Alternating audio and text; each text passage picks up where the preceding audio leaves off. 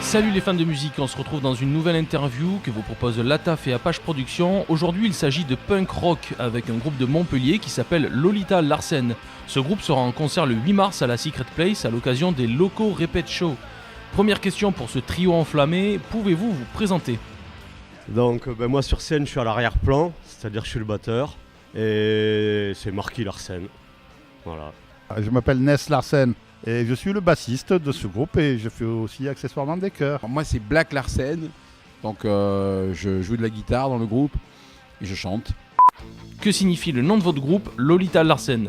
Donc Lolita c'est une référence mythique un peu, parce que c'est une jeune fille en fleurs, mignonne, etc. Pubère, après pubère, sexuelle aussi, il faut le dire.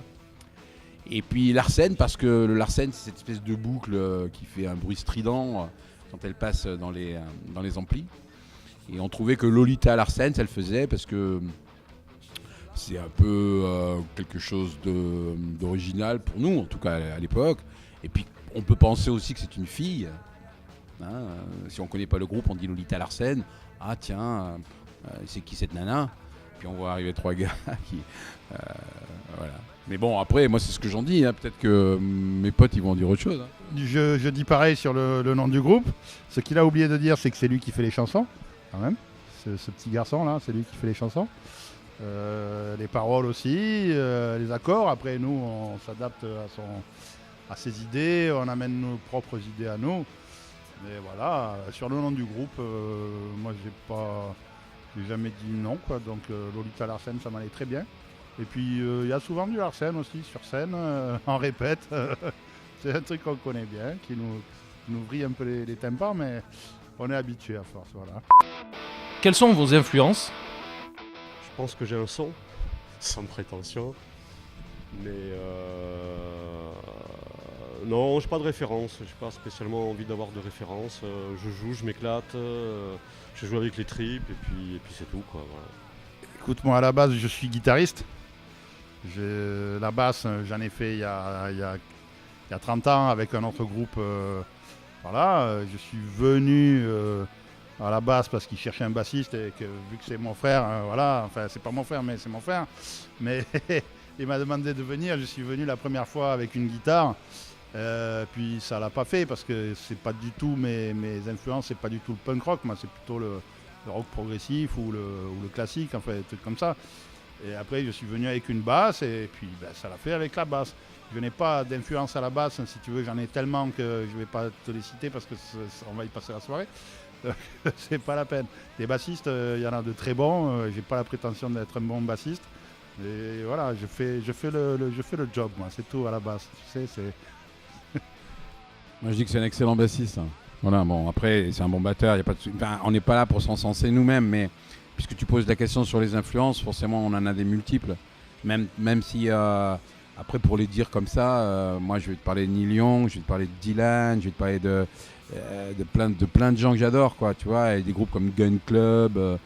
Tu vois, j'ai toute une mythologie rock dans la tronche, quoi. Mais le truc c'est que c'est pas, à mon avis, les influences c'est bien, mais il faut savoir s'en extraire, quoi. Et là aussi sans aucune prétention, et je dis ça de manière très modeste, hein, on fait notre musique à nous, quoi. On fait notre rock and roll à nous, quoi. Et là où je rejoins Marky, c'est qu'on essaie de mettre nos tripes dessus, quoi, au sens tripal, c'est-à-dire au sens on va pas se prendre la tête plus que ça, quoique des fois un peu, mais le truc c'est ça, quoi. C'est du punk rock, c'est pas de la musique, c'est pas du jazz, tu vois, machin très... Non, on essaie d'être direct, de faire du rock, le rock qui nous plaît, c'est-à-dire le nôtre, et c'est le rock de Lolita Larsen, quoi. Avez-vous un message pour les gens qui viendront vous voir le 8 mars ? Motherfucker! Ouais, venez tous, motherfuckers, on va s'amuser, quoi. Ça reste d'être une super soirée. Il y a plusieurs groupes, je crois que c'est un peu tous dans le même mood. On est là pour passer une bonne soirée, et puis il y aura de monde, et puis ça sera cool, évident.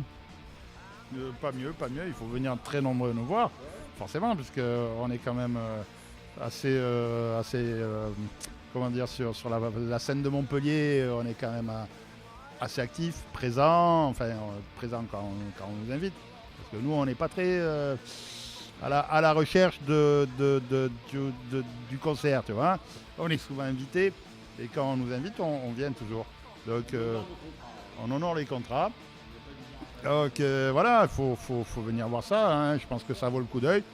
En général, on ne s'ennuie jamais avec nous.